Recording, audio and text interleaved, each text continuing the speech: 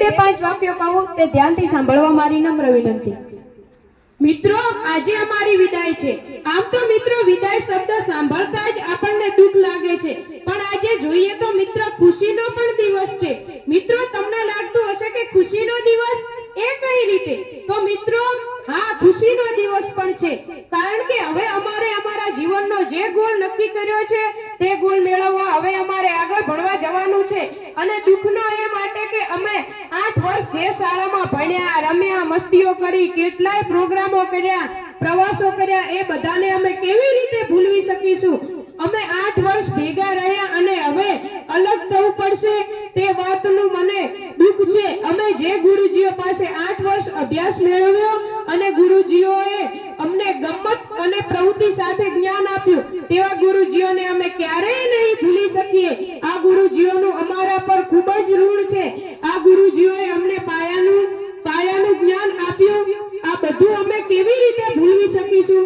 અમે જ્યારે પહેલા ધોરણમાં આવ્યા ત્યારે તો પાટી પેન પકડતા પણ ના આવડતું, ત્યારે અમારા ગુરુજીઓએ અમને પાટી પેન પકડતા શીખવાડ્યું હતું। અમને અમારા ગુરુજીઓએ શીખવાડ્યું હતું। જ્યારે એકડો લખતા ના આવડતું ત્યારે ગુરુજીઓએ અમને શીખવાડ્યું। જો ના ખબર પડે તો કહેતા, બેટા આમ નહીં આમ। તેઓ હંમેશા ખુશ રહેતા। જ્યારે પહેલા ધોરણમાં હું આવ્યો ત્યારે પહેલા ધોરણે મને માર પડી હતી। ધર્મિષ્ઠાબેને મને માર્યો હતો। પછી હું પહેલા અને બીજા ધોરણમાં આવ્યો જ ન હતો। અમારા બીજા ધોરણના શિક્ષક શાંતિભાઈ સાહેબ હતા। તેઓનો સ્વભાવ ખૂબ જ રમૂજી હતો। હું પછી ત્રીજા ધોરણમાં આવ્યો ત્યારે અમારા વર્ગ શિક્ષક દેવજીભાઈ સાહેબ હતા। તેઓ અમને ખૂબ જ કડક લાગતા। શાંતિભાઈ સાહેબ પણ ખૂબ જ રમૂજી હતા। પછી અમે જ્યારે ધોરણ 4 માં આવ્યા ત્યારે અમારા વર્ગ શિક્ષક પિયુષભાઈ સાહેબ હતા। તેઓ સ્વભાવના તો ખૂબ જ કડક પણ દિલના સારા હતા। અને ધોરણ 4 માં કોરોના હતો એટલે લોકડાઉન હતું, જેથી અમે ચોથું ધોરણ શારીરિક શિક્ષણમાં ભણ્યા। પછી અમે ધોરણ 5 માં આવ્યા ત્યારે અમારા બે અલગ ગ્રુપ કરવામાં આવ્યા, 5A અને 5B। 5B ના વર્ગ શિક્ષક રમેશભાઈ સાહેબ હતા અને 5A ના વર્ગ શિક્ષક રાસિંગભાઈ સાહેબ હતા। રાસિંગ સાહેબ થોડા કડક હતા। તેઓ અમને માથા પર સોટી મારતા હતા। તેઓનું માનવું હતું કે માથા પર મારવાથી મગજ કામ કરે। અને રમેશભાઈ સાહેબ ખૂબ જ રમૂજી હતા। તેઓમાં એક ગુણ છે જે મને ખૂબ જ ગમે છે। તેઓ એવું કરતા કે જો કોઈ વિદ્યાર્થી ભણવામાં આગળ હોય અને બીજો વિદ્યાર્થી થોડો ડાઉન હોય તો તેઓ ભણવામાં આગળ હોય તેનું ઉદાહરણ આપી કે આજે તો આણે મને કીધું છે, જો આની તો સાઈડ ના કાપું તો મોચ ઉગી ત્યાં ઘાસ ઉગી, એમ ગણજો। ઉદાહરણ તરીકે જો ધોરણ 6 માં પ્રતિક આગળ હોય તો હર્ષવર્ધનને જઈને કહેશે કે આજે તો પ્રતિક કહેતો હતો, જો હું હર્ષવર્ધનથી આગળ ના થાઉં તો મૂછ નહીં પણ ઘાસ ઉગી, એમ સમજજો। આમ કરીને તેઓ વિદ્યાર્થીઓને મોટિવેશન કરતા। પછી અમે ધોરણ 6 માં ગયા ત્યાં 6A ના વર્ગ શિક્ષક નિકિતાબેન હતા અને 6B ના વર્ગ શિક્ષક હિતેશભાઈ સાહેબ હતા। અમે નિકિતાબેનને અમારા માતા અને હિતેશભાઈ સાહેબને અમારા પિતા માનતા। અમે કોઈ પણ વાત તેમનાથી સંતાડતા નહીં। નિકિતાબેનનો સ્વભાવ અમને થોડો કડક લાગતો, પણ તેઓ અંદરથી અમને માતાના પ્રેમ જેવો પ્રેમ આપતા। તેઓનો એક ગુણ હતો કે ભૂલ કરે કોઈ એક અને સજા થાય બધાઓને।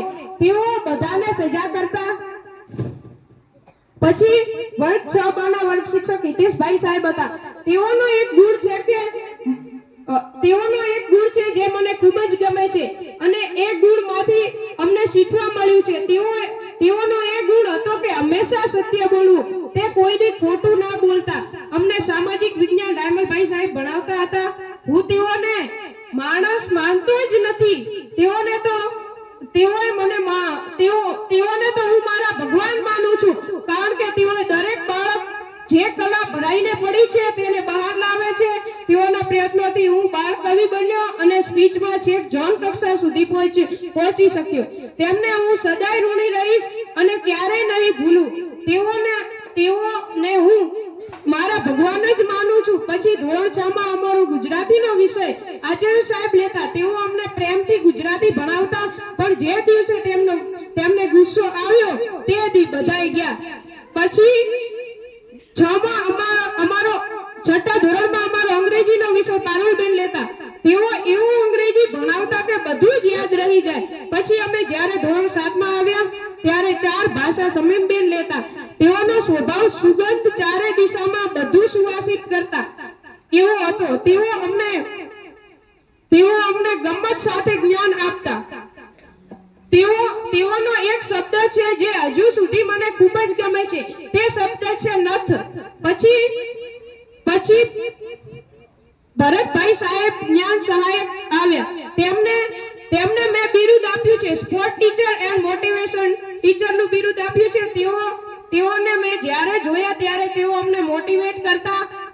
અમે અમારી બધી જ પર્સનલી વાતો કરતા. પછી અમે 8મા માં આવ્યા ત્યાં વસરામ સાહેબ નવા આવ્યા હતા. તેઓ નવા આવ્યા હતા તોય જેમ દૂધમાં ખાંડ ભળી જાય તેમ તેઓ પહેલા જ દિવસથી અમારા ભેગા ભળી ગયા. મિત્રો, હું આવા શિક્ષકો અને શાળાને ક્યારેય નહીં ભૂલી શકું. મિત્રો, આ શાળા અને તેના શિક્ષકો માટે હું સદાય ઋણી રહીશ. મિત્રો, મને દુઃખ ખૂબ જ થાય છે કે આ શાળામાંથી અમારી વિદાય છે અને હું ખુશ પણ છું. મિત્રો, હું એક પંક્તિ કહું છું કે कुछ पाने के लिए कुछ खोना भी पड़ता है, क्या कुछ पाने के लिए कुछ खोना भी पड़ता है और आगे बढ़ने के लिए विदाई लेनी भी पड़ती है और आगे बढ़ने के लिए विदाई लेवी પણ પડે છે. મિત્રો, હું તમને બધાના એવું કહેવા માંગુ છું કે તમે મોટા થઈને કંઈક એવું કરજો કે આખી શાળાની સુવાસ બધે જ ફેલાઈ જાય અને આપણી શાળા તાલુકામાં ટોપર છે તેવી રીતે જિલ્લા અને છેક રાજ્ય સુધી ટોપર સુધી પહોંચે. મારી વાણીને વિરામ આપતા અને સમયની મર્યાદાને ધ્યાન